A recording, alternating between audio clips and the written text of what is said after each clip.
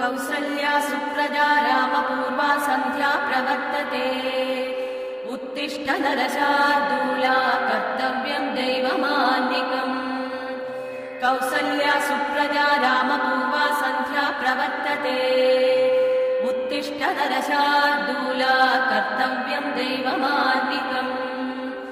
उत्तिष्ठोत्तिष्ठ गोविन्द उत्तिष्ठ गरुडध्वज। उत्तिष्ठ कमलाकान्ता त्रैलोक्यं मङ्गलं कुरु। उत्तिष्ठोत्तिष्ठ गोविन्द उत्तिष्ठ गरुडध्वज। उत्तिष्ठ कमलाकान्ता त्रैलोक्यं मङ्गलं कुरु। मादः समस्त जगतां मधुकैटभारे। वक्षो विहारिणि मनोहर दिव्यमूर्ते। श्रीस्वामि निःसृत जनप्रिय दानशीले। श्रीवेङ्कटेश दयिते तव सुप्रभातम्। मातः समस्त जगतां मधुकैटभारे। वक्षो विहारिणि मनोहर दिव्यमूर्ते। श्रीस्वामि निःसृत जनप्रिय दानशीले। श्रीवेङ्कटेश दयिते तव सुप्रभातम्। तव सुप्रभातमरविन्दलोचने। भवतु प्रसन्नमुखचन्द्रमण्डले।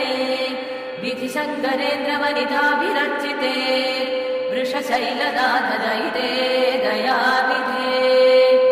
अत्र्यादिसप्तऋषयः समुपास्य सन्ध्या। आकाशसिन्धुकमलानि मनोहराणि। आदाय पारयुगमर्चयितुं प्रपन्ता। शेषाद्रिशेखर विभो तव सुप्रभातम्। पञ्चाननाब्ज भव षण्मुखवासवाद्या। त्रैविक्रमादिचरितं विपुता स्तुवन्ति। भाषापतिः पठति वासरशुद्धिमालात्। शेषाद्रिशेखर विभो तव सुप्रभातम्।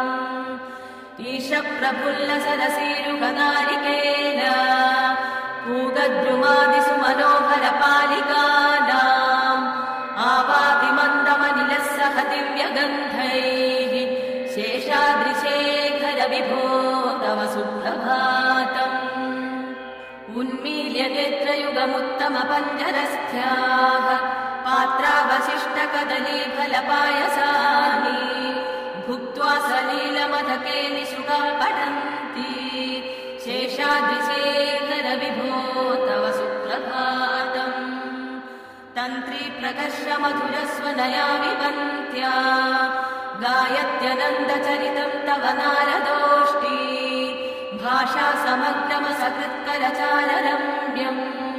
शेषाद्रिशेखर विभो तव सुप्रभातम्। भृङ्गावळी च मकरन्दरसानुविन्दचङ्गारगीतनिनदैः सह सेवनाय। निर्यात्युपान्तसरसी कमलोदरेभ्यः। शेषाद्रिशेखर विभो तव सुप्रभातम्। येषा गणेन वरदद्धि विमध्यमाने। घोषालयेषु दधिमन्तदतीव्रघोषाः। रोषात् कलिं विदधते ककुभश्च कुम्भा। शेषाद्रिशेखर विभो तव सुप्रभातम्। पद्मेशमित्रशतपत्रगतालिवर्गाः। हर्तुं श्रियं कुवलयस्य निजाङ्गलक्ष्म्या। भेरीनिनादमिव बिभ्रदितीव्रनादम्। शेषाद्रिशेखर विभो तव सुप्रभातम्। श्रीमन्नभीष्टवरदाखिललोकबन्धो। श्रीनिवास जगतेकदयैकसिन्धो। श्रीदेवतागृहभुजान्तर दिव्यमूर्ते। श्रीवेङ्कटाचलपते तव सुप्रभातम्। श्रीस्वामि पुष्करिणिकाप्लवनिर्मलाङ्गा। श्रेयोर्थिनो हरविरिञ्च सनन्तनाद्याः। द्वारे वसन्ति वरवेत्रहतोत्तमाङ्गाः। श्रीवेङ्कटाचलपते तव सुप्रभातम्। श्रीशेषशैलगरुडाचल वेङ्कटाद्रिनारायणाद्रिऋषभाद्रिविषाद्रिमुख्याम्। आख्यां त्वदीयवसतेरनिशं वदन्ति। श्रीवेङ्कटाचलपते तव सुप्रभातम्। सेवा पराशिव सुरेश कृशानुधर्म रक्षो पुनाथ भवमान धनाधिनाथाः बद्धाञ्जलि प्रविलसन्निज शीर्षदेशाः श्रीवेङ्कटाचलपते तव सुप्रभातम् धाटीषु देवि हरराज मृगादिराज नागादिराज गजराज हयादिराजाः स्वस्वाधिकारमहिमाधिगमर्थयन्ते श्रीवेङ्कटाचलपते तव सुप्रभातम् सूर्येन्दुभौमबुधवाक्पति काव्यसौरी स्वर्गानुकेतुदिविषत्परिषत्प्रधानाः त्वद्दासदासचरमावतिदासदासाः श्रीवेङ्कटाचलपते तव सुप्रभातम् त्वत्पादधूलिपरितस्फुरितोत्तमाङ्गाः स्वर्गापवर्गनिरपेक्षनिजान्तरङ्गाः कल्पागमाकलनयाकुलतां लभन्ते श्रीवेङ्कटाचलपते तव सुप्रभातम् त्वद्गोपुराग्रशिखराणि निरीक्षमाणाः स्वर्गापवर्गपदवीं परमाश्रयन्ताः मत्या मनुष्यभुवने मतिमाश्रयन्ते श्रीवेङ्कटाचलपते तव सुप्रभातम् श्रीभूमिनायक दयादिगुणामृताब्धे देवादिदेव जगतेक शरण्यमूर्ते श्रीमन्ननन्द गरुडादिभिरर्चिताग्रे श्रीवेङ्कटाचलपते तव सुप्रभातम् श्रीपद्मनाभ पुरुषोत्तम वासुदेव वैकुण्ठ माधव जनार्दन चक्रपाणे श्रीवत्स चिह्न चरणागत पारिजाता